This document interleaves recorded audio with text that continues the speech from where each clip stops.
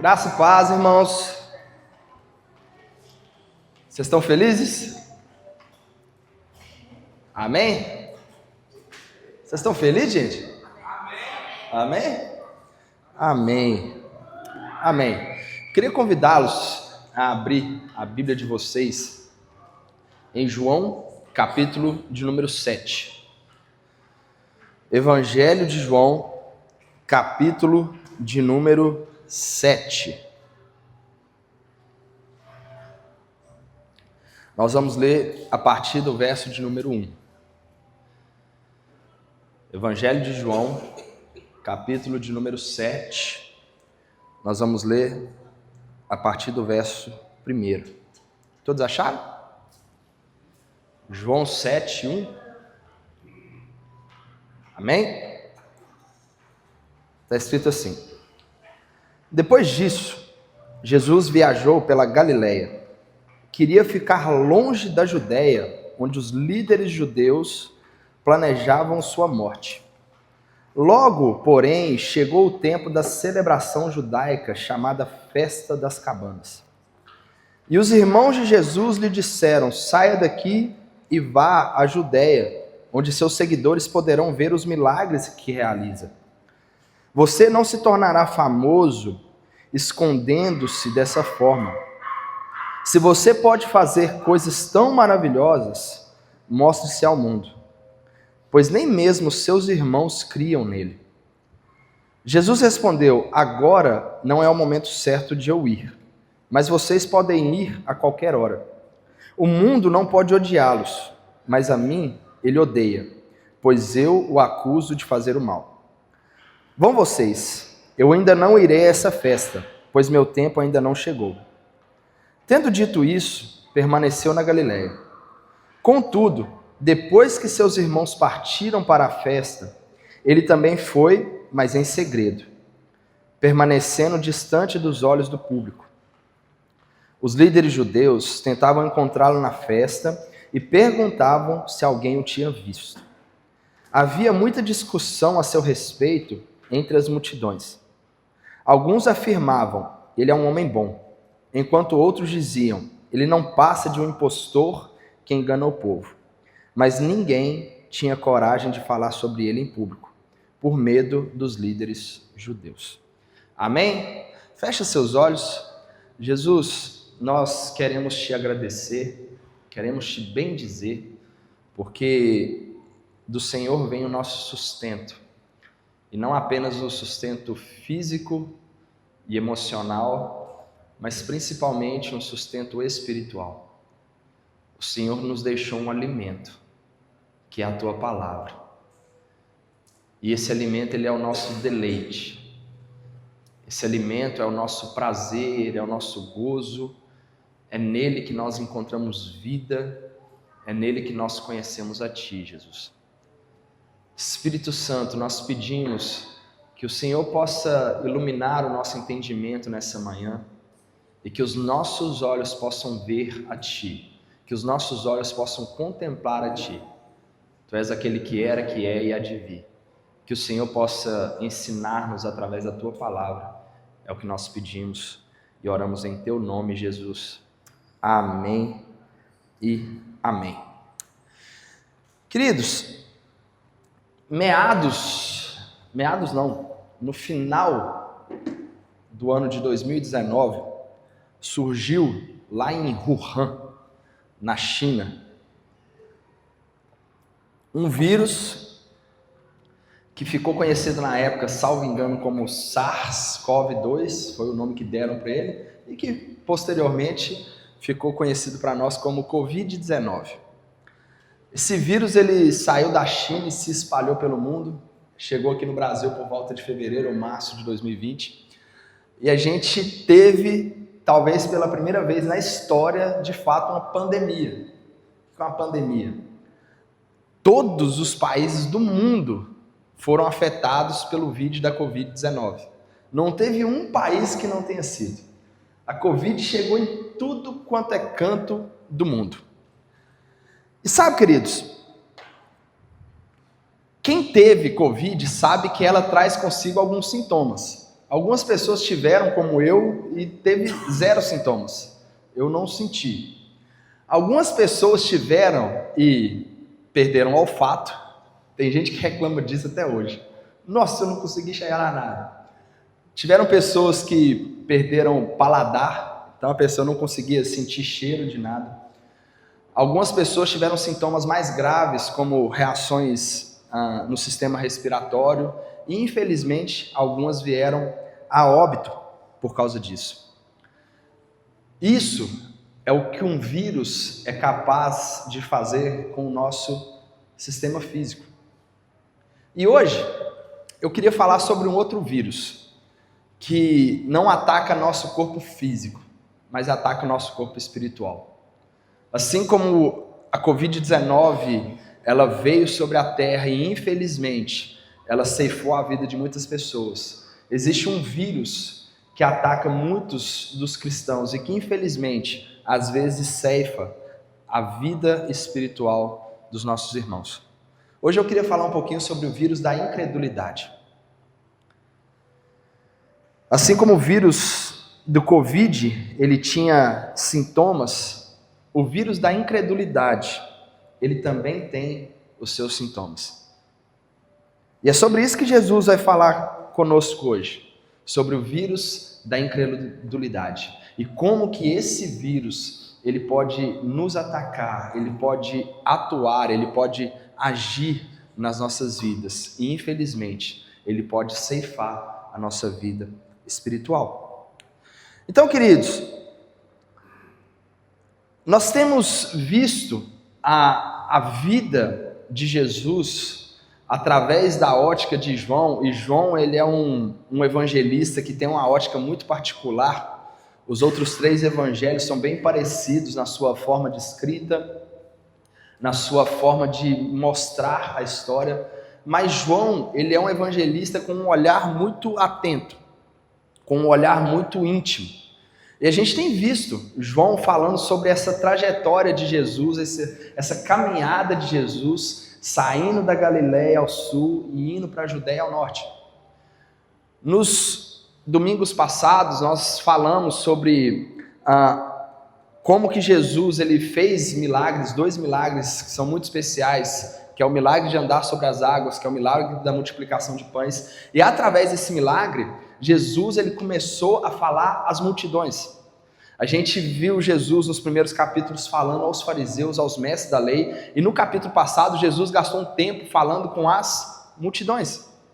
E ele fala sobre ele ser o pão, ele fala sobre a soberania de Deus na salvação do homem, e no final, Jesus ele deixa o discurso dele um pouco mais enérgico. Ronaldo pregou isso na semana passada. No final, ele deixa o discurso dele ainda mais robusto, mais confrontante, ao ponto de que as pessoas que estavam ouvindo esse discurso, elas olharam para aquilo e falaram assim: duro é esse discurso é duro. E as pessoas começaram a abandonar Jesus. Aqueles mesmos que viram Jesus fazendo um milagre da multiplicação de pães, aqueles mesmos que viram Jesus fazendo vários milagres, começaram a abandonar. E Jesus, que não é carente de multidões e de plateia e de aplausos, Jesus vira para os que ficaram, para os seus discípulos. E a pergunta de Jesus para eles é: vocês também não vão? Podem ir. Não estou carente de pessoas ao meu redor. Eu quero que me amem de verdade. Se vocês quiserem, podem ir. E a gente tem aquela célebre frase de Pedro, né? Para quem iremos, Senhor, se só Tu tem as palavras de vida eterna. E aqui, queridos, nós temos Jesus mais uma vez voltando para Galileia. E o texto deixa muito claro que Jesus ele quis de forma deliberada, de forma intencional, ficar longe da Judéia, ficar longe de Jerusalém. Por quê? Porque os fariseus queriam a sua morte e ainda não era o tempo. Aqueles homens estavam perseguindo Jesus e ainda não era tempo. E de repente chegou uma das 3 grandes festas que acontecia em Israel, que era a festa das cabanas. onde todos os judeus saíam de suas casas e eles se ajuntavam em cabanas e passavam uma semana dormindo em cabanas para relembrar a sua peregrinação no deserto e para relembrar o cuidado de Deus com o povo durante a peregrinação dele. Era a festa das cabanas ou festa dos tabernáculos. E é interessante que o povo também relembrava, isso aí era o início da cega, era o início da colheita. Então, o povo estava ali naquele sentimento de rememorar. E aí, queridos, entra o nosso primeiro ponto, o nosso primeiro sintoma do vírus da incredulidade. O vírus da incredulidade nos impede de enxergar o nosso propósito. Jesus, na Galileia, ele foi confrontado, ele foi questionado pelos seus irmãos. No verso 3, os irmãos de Jesus lhe disseram: saia daqui e vá à Judeia, onde seus seguidores poderão ver os milagres que realiza. Você não se tornará famoso escondendo-se dessa forma. Se você pode fazer coisas tão maravilhosas, mostre-se ao mundo, pois nem mesmo seus irmãos criam nele. Então, o vírus da incredulidade nos impede de enxergar o propósito verdadeiro de Cristo. Esse vírus da incredulidade nos faz olhar para Jesus de uma forma que nós não deveríamos olhar. É interessante que a preocupação dos irmãos de Jesus era com fama. Se você não se tornará famoso escondendo-se dessa forma. Querido, Jesus nunca quis ser famoso. Jesus não tinha a ambição de ser famoso. Jesus não tinha a ambição de ser conhecido. Não no sentido de fama. O propósito de Jesus era fazer a vontade do Pai, libertar o homem do domínio do pecado. Ser conhecido foi apenas uma consequência de Jesus fazer a vontade do Pai, que era libertar o homem.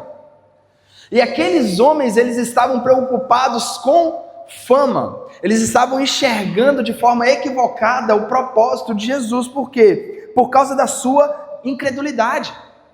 Queridos, é interessante que os irmãos de Jesus queriam que ele fosse visto.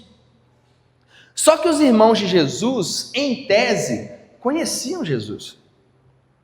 Os irmãos de Jesus conheciam o coração de Jesus. Os irmãos de Jesus conheciam o sentimento de Jesus. Esses mesmos irmãos, eles foram cuidados por Jesus.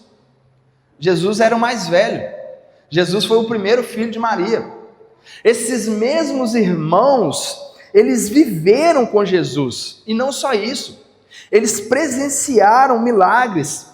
Eles presenciaram a postura do Cristo. Eles sabiam quem Jesus era, mas eles não acreditavam. Eles eram incrédulos. Queridos, a incredulidade nos faz desconfiar do propósito. A incredulidade nos faz confiar do propósito de Deus na vida do outro. A incredulidade nos faz desconfiar do propósito de Deus nas nossas próprias vidas. Eu tenho certeza, queridos, e convicção que muitos de vocês sabem o para que foram chamados. Muitos de vocês já tiveram de Deus a experiência de saber qual é o meu propósito, qual é o meu chamado. E muitas vezes a incredulidade fez vocês questionarem. Muitas vezes a incredulidade fez vocês duvidarem daquilo que Deus já falou para vocês. Muitas vezes a incredulidade fez vocês duvidarem daquilo que Deus falou com outros. Sobre o propósito de outros, sobre o chamado de outros, assim como os irmãos de Jesus estavam fazendo. Eles conheciam Jesus. Eles sabiam qual era o propósito de Jesus. Mas nem mesmo seus irmãos criam nele. É o que fala o verso 5. Isso, queridos, é um sintoma do vírus da incredulidade. Segundo, a incredulidade nos torna relapsos com o verdadeiro evangelho. A falta de fé, ela nos torna relapsos com o verdadeiro evangelho e com a pregação do verdadeiro evangelho. Jesus respondeu: agora não é o momento certo de eu ir, no verso 6. Mas vocês podem ir a qualquer hora. Então Jesus estava falando com seus irmãos: olha, agora eu não vou. Que eu não tenho intenção nenhuma de ser famoso. A minha intenção não é de agariar adeptos por causa da minha fama. Mas agora eu não vou, agora não é o momento certo de eu ir. Mas vocês, meus irmãos, vocês podem ir para a Judéia a qualquer hora. Por quê? O mundo não pode odiá-los. O mundo não pode odiar vocês. Mas o mundo me odeia, pois eu o acuso de fazer o mal. Jesus disse que era odiado, mas os irmãos dele não. Queridos, se o mundo te ama demais, se as pessoas desse mundo te amam demais, tome um certo cuidado. Tome um certo cuidado. Jesus está dizendo: olha, o mundo não pode odiá-los, mas a mim ele me odeia. Sabe por quê? Por que Jesus era odiado? Por que os irmãos dele não eram odiados? Jesus era odiado por causa da sua pregação.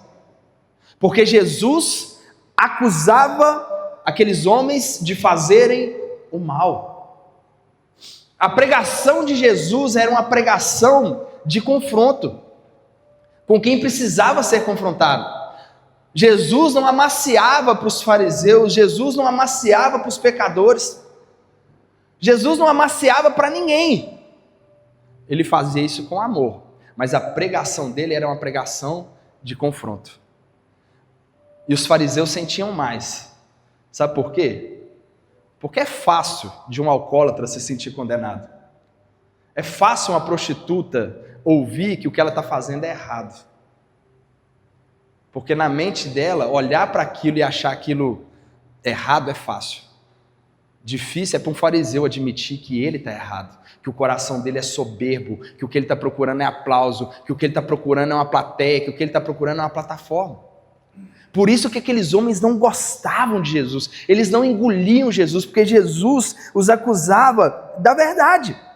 A pregação dele acusava, apontava para o mal, e aqueles homens não gostavam desse confronto com Jesus. Jesus pregava a verdade. Jesus entendia que apenas a verdadeira mensagem, ela pode trazer mudanças. Sabe, queridos, hoje em dia existem homens e mulheres distorcendo a palavra de Deus, tentando tornar a palavra de Deus mais palatável, mais comestível, para que as pessoas possam aceitar isso. Queridos, mas o verdadeiro evangelho, ele sempre foi um pouco intragável. O verdadeiro evangelho sempre foi algo que na boca tinha assim um gostinho de mel, mas que quando desce, ele desce amargo. Sempre foi assim. Os grandes homens de Deus que pregavam no passado, John Wesley, Jonathan Edwards, George Whitefield, esses homens não eram suportados. A pregação deles não era suportada. Hoje em dia parece que existe uma facilidade em torcer a pregação do evangelho para que as pessoas se sintam assim, bem com a palavra. A palavra não é para você se sentir bem. A palavra é para você se sentir confrontado e transformado e mudado.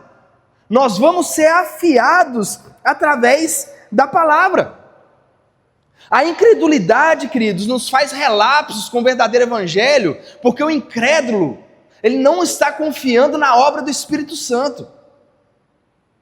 Quando eu prego para vocês, não é o que eu falo que transforma vocês, é o Espírito Santo por meio da palavra. E hoje em dia, por não confiarem mais nessa obra do Espírito Santo, que é Ele que faz na vida das pessoas, muitos têm torcido a palavra.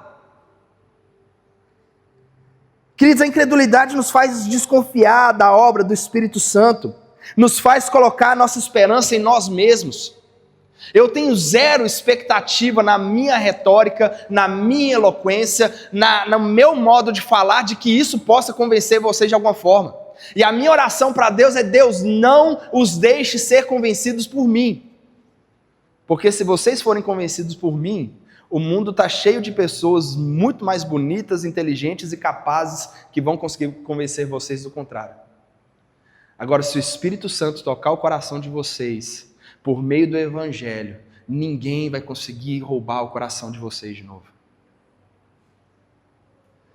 Queridos, o vírus da incredulidade, ela provoca essa desconfiança, esse relapso. Os irmãos de Jesus eram amados, por quê? Porque eles não pregavam a verdade. Jesus era odiado, por quê? Porque a palavra dele era verdadeira, era um evangelho genuíno. É por isso que Jesus era odiado. Terceira, o vírus da incredulidade nos impede de entender os tempos e os propósitos de Deus. A partir do verso 8, Jesus diz assim com seus irmãos: vão vocês, eu ainda não irei a essa festa, pois meu tempo ainda não chegou. Tendo dito isso, permaneceu na Galileia. Contudo, depois que seus irmãos partiram para a festa, ele também foi, mas em segredo, permanecendo distante dos olhos do público. Queridos, a Bíblia nos ensina que Deus fez tudo com um propósito. Deus fez tudo com o tempo específico. Salomão vai falar um pouco mais sobre isso no livro de Eclesiastes, quando ele vai dizer que Deus fez tudo com um propósito e Deus fez tudo para um tempo específico. E Salomão, ele vai citar vários exemplos de coisas que Deus fez com tempo específico, só que os exemplos dele é para mostrar uma totalidade. Então Salomão diz assim: olha, existe o tempo de nascer e existe o tempo de morrer. E tudo que há entre nascer e morrer está no tempo de Deus. Existe tempo de plantar e existe tempo de colher, e tudo entre isso está dentro do propósito do plano de Deus. Existe tempo de ficar triste, existe tempo de ficar alegre, existe tempo de guerra e existe tempo de paz. Existe tempo para todas as coisas, ou seja, existe um propósito específico para todas as coisas. Ele disse que ele não iria à festa porque o seu tempo não havia chegado. Depois Jesus vai à festa, mas se mantém anônimo. Ou seja, Jesus mostra que ele entendia primeiro a vontade do Pai. Jesus, ele entendia qual era de fato o desejo do Pai. Jesus entendia, ele tinha um alinhamento entre ele e o Pai, ele conhecia a vontade do seu Pai. A vontade do seu Pai não era que Jesus fosse famoso, a vontade do seu Pai era que por meio de Jesus as pessoas fossem salvas. Por meio do sangue do seu Filho, as pessoas fossem redimidas. E Jesus, ele entendia essa vontade do Pai. Quando ele diz assim: olha, porque meu tempo ainda não chegou. Jesus entendia qual era o tempo dele. Jesus entendia qual era o momento. Jesus, ele sabia qual seria o dia e a hora exata de ele se entregar.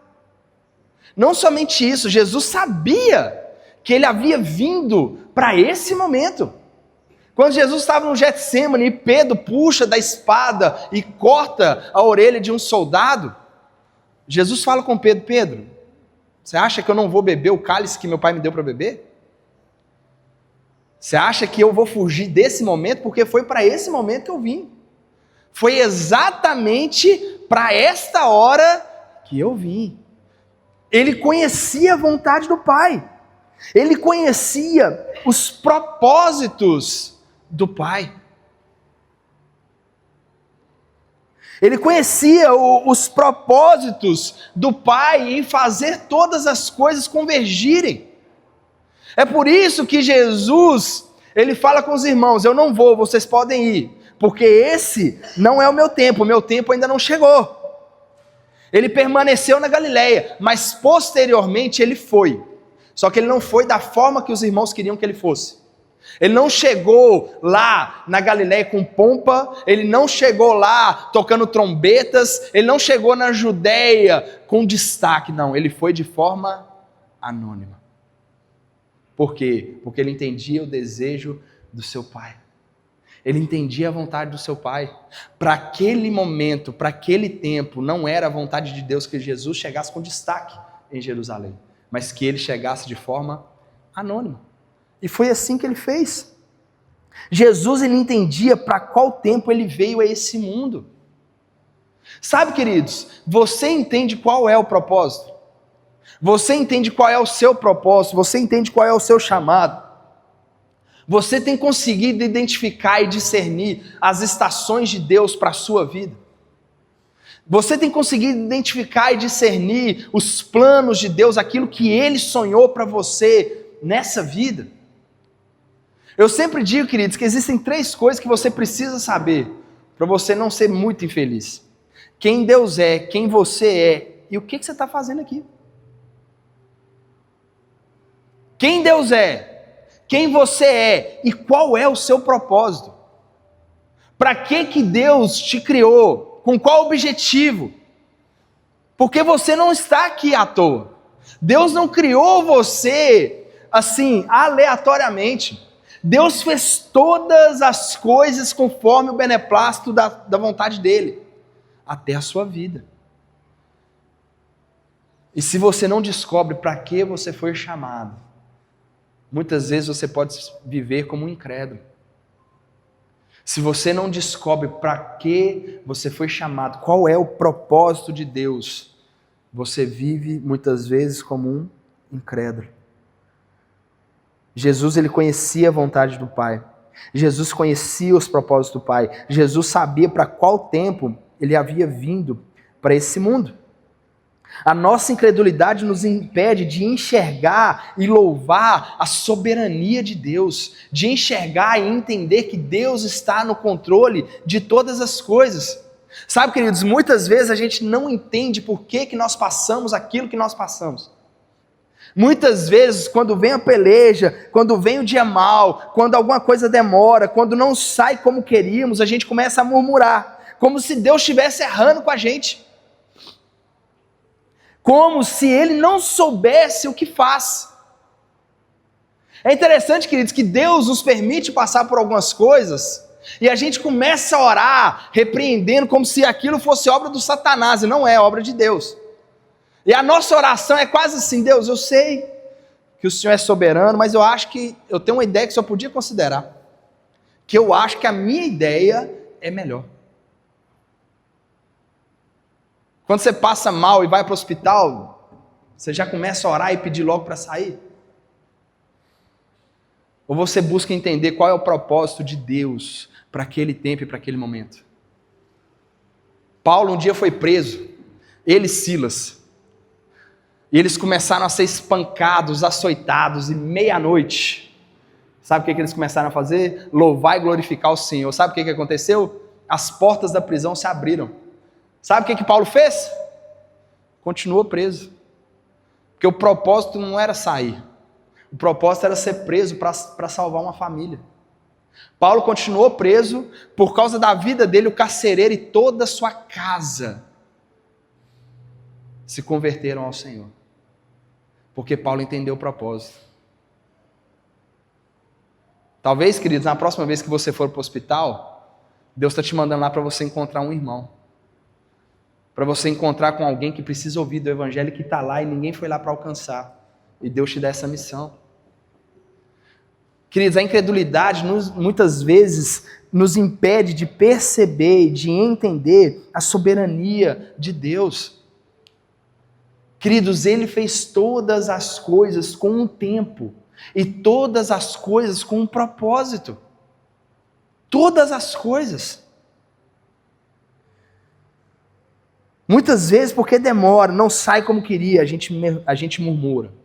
Murmura como se Deus estivesse errando com a gente. Mas Jesus não. Jesus, Ele se entrega. Jesus, ele é fiel. Quarta coisa, o vírus da incredulidade nos deixa inconstantes. Olha o que o verso 11 diz. Os líderes judeus tentavam encontrá-lo na festa e perguntavam se alguém o tinha visto. Havia muita discussão a seu respeito entre as multidões. Alguns afirmavam, ele é um homem bom, enquanto outros diziam, ele não passa de um impostor que engana o povo.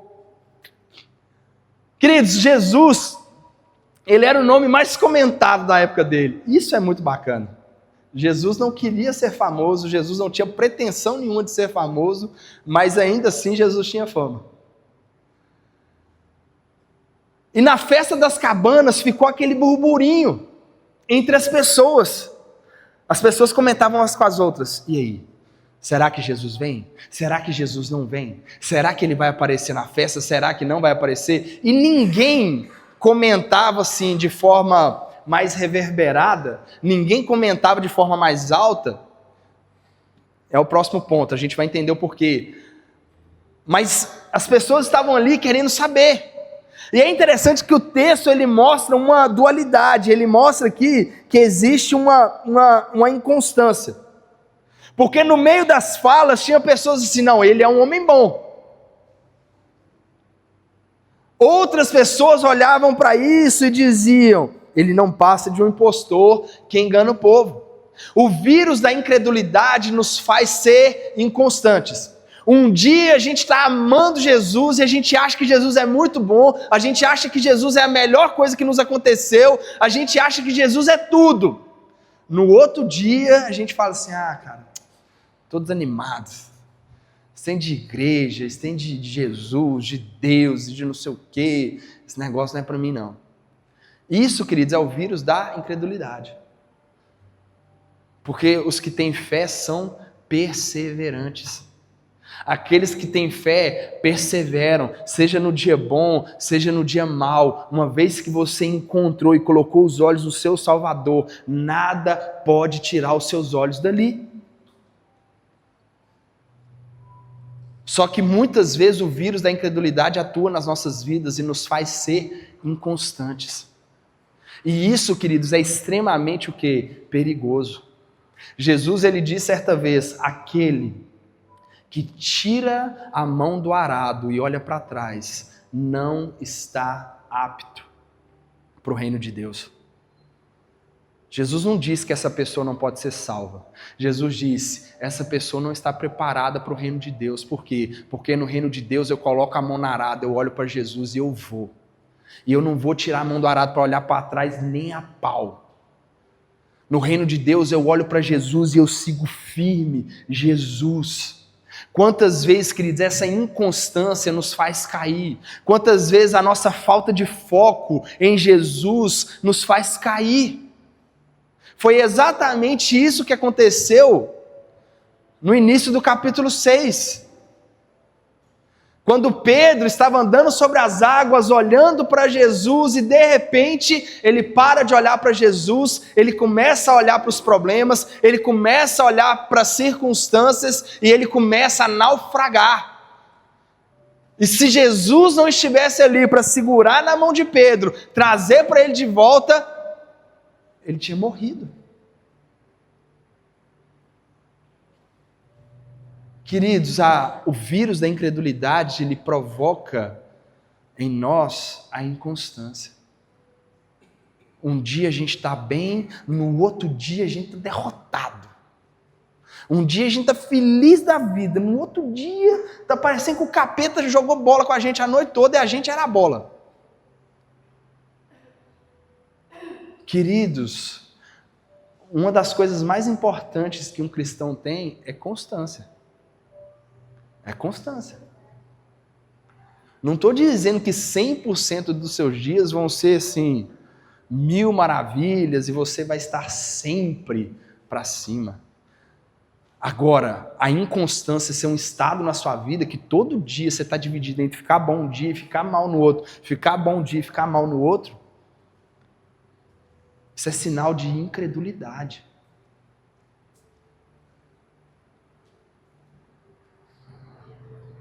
Quinto, E último, o vírus da incredulidade nos faz ter medo.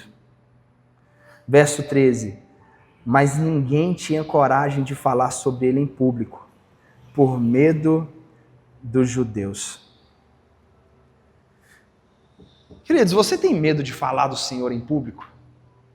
Você tem medo, receio de falar que você tem fé em Jesus em público? O que o medo fez com você? O que o medo faz com a sua fé no Senhor? Sabe uma das coisas que tem matado a igreja no Senhor nesses dias? A preocupação demasiada com o que o outro vai pensar. A preocupação demasiada com o que o outro vai fazer e vai retalhar por causa do meu posicionamento de fé. A preocupação demasiada com o que os outros vão pensar por causa do meu relacionamento com Jesus. Sabe por quê que muitos irmãos não pulam, não oram, não cantam como deveriam? Porque estão preocupados demais com os olhares dos outros. Eu me recordo uma vez, numa outra igreja, que a gente estava num tempo de louvor, e assim, as pessoas estavam cantando, mas todo mundo comedido, todo mundo, assim, parecendo gente normal. De repente, a luz do lugar acabou. Ficou tudo escuro. E como a gente não depende de nada para louvar, a gente continuou louvando.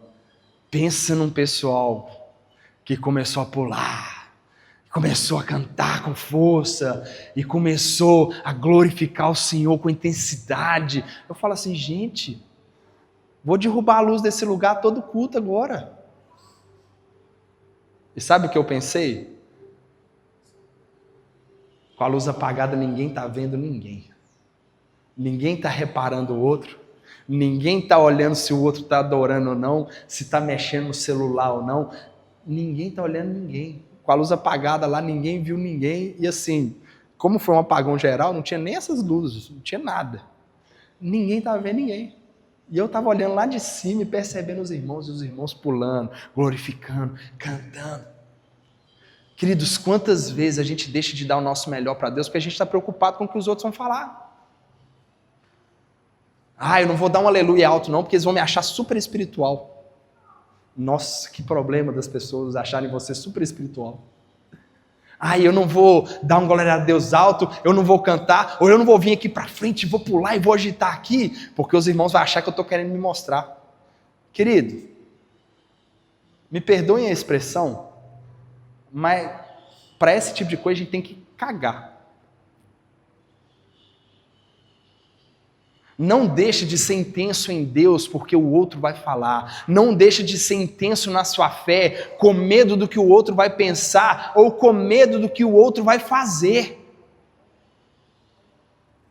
Você sabe o que levou grandes homens e mulheres de Deus a morrer? A intensidade em sua fé. Foi a intensidade na fé que os levaram a lugares onde eles foram confrontados. Ou você nega o seu Deus ou você morre. Morreram. A intensidade na fé.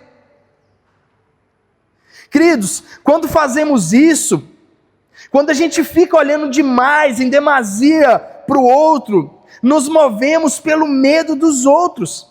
Estamos mostrando a nossa incredulidade em Deus. A gente tem mais fé e mais temor nos homens do que temor em Deus. Esse vírus da incredulidade, muitas vezes ele faz isso com a gente. Ele nos faz ter medo. Nos faz ter medo, assim como esses homens em Jerusalém. Ninguém tinha coragem de falar sobre Jesus em público, por medo dos judeus. Muitas vezes a gente não tem coragem de falar em Jesus em público, por medo dos nossos amigos do trabalho. Por medo das pessoas que estão conosco. por medo de queimar a nossa imagem, queimar a nossa reputação. Queridos, que Deus queime toda a nossa reputação. Que Deus mande para o inferno toda a nossa reputação. Porque o nosso alvo é Ele. O nosso principal objetivo é Ele. Deus quer que você seja o melhor barbeiro, a melhor nutricionista, a melhor dona de casa, o melhor serralheiro, o melhor usineiro, o melhor tudo, para que o nome dele seja glorificado. Para que as pessoas olhem para isso e falem, só o Senhor é Deus. Agora, queridos, para encerrar, como que nós vencemos isso? Como vencer o vírus da incredulidade? Quando o vírus da Covid ela atingiu ao mundo, várias pessoas propuseram várias coisas. E tinham vários remédios, vários tratamentos, até que enfim chegou a vacina. Como vencer o vírus da incredulidade? E a resposta está em Jesus. Nós precisamos tocar em Jesus. Nós precisamos tocar no corpo de Cristo.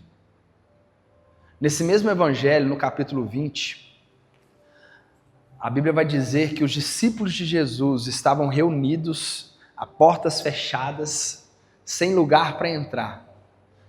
E de repente Jesus se colocou no meio deles. E a palavra fala que Jesus virou para eles e diz, a paz seja convosco, e soprou sobre eles o Espírito.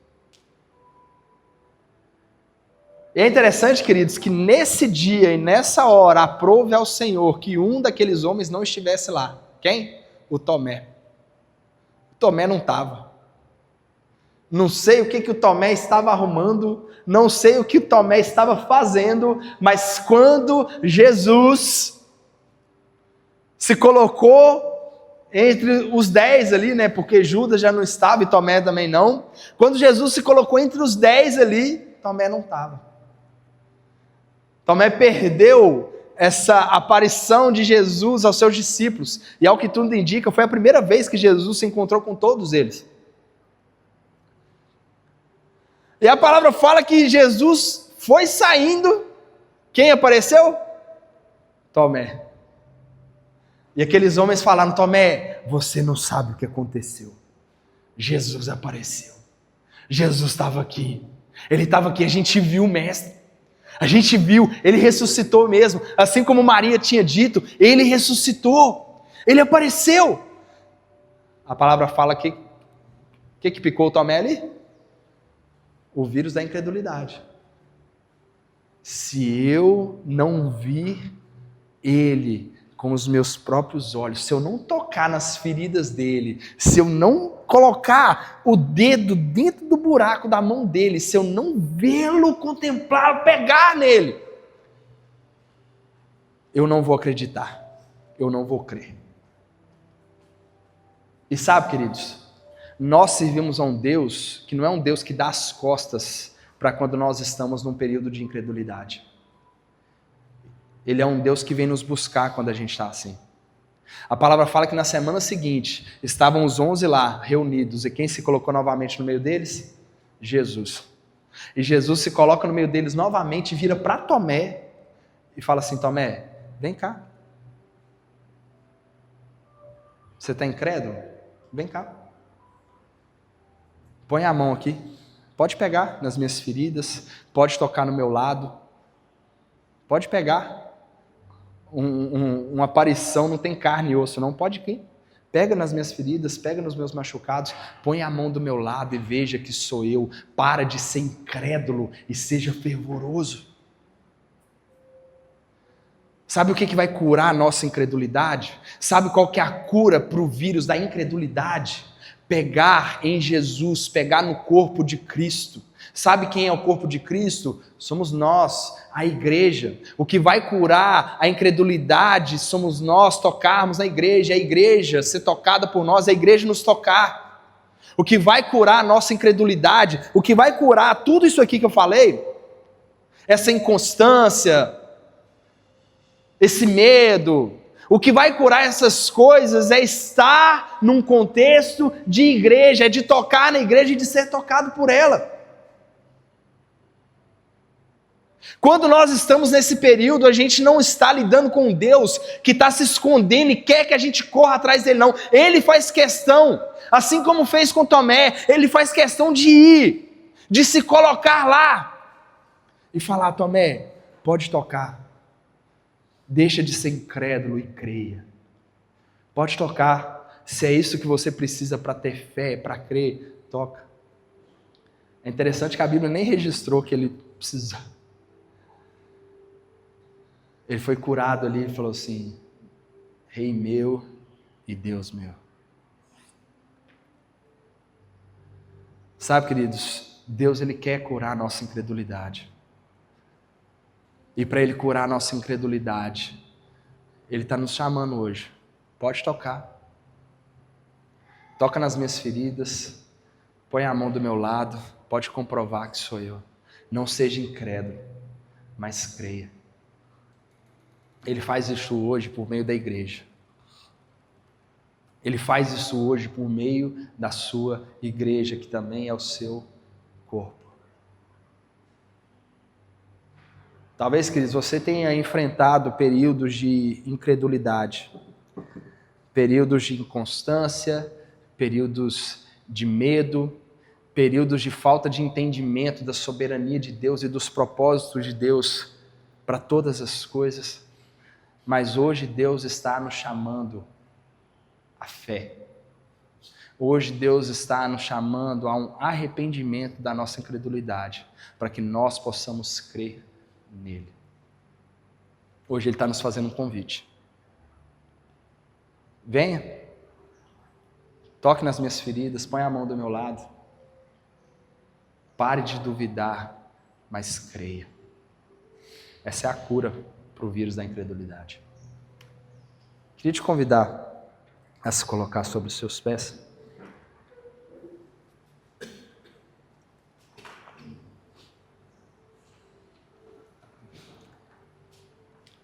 Feche seus olhos. Jesus, o Senhor é soberano sobre as nossas vidas, Pai. O Senhor é soberano sobre a nossa família, sobre a nossa casa, sobre o nosso lar, sobre nós. E eu sei, Deus, que muitas vezes esse vírus da incredulidade, ele pode nos ameaçar. Muitas vezes a gente pode cair no erro do medo, da inconstância, da falta de entendimento e fé na soberania do Senhor, na dualidade. Deus, mas nós pedimos que hoje o Senhor possa nos deixar te tocar e que hoje o Senhor possa nos tocar, que o Senhor possa curar, Deus, a nossa incredulidade, que o Senhor possa voltar os nossos olhos para o Senhor e que aquele que está naufragando, que aquele que está submergindo, Deus, possa ser alcançado pela tua mão nessa manhã. É o que nós te pedimos em nome de Jesus. Amém e amém.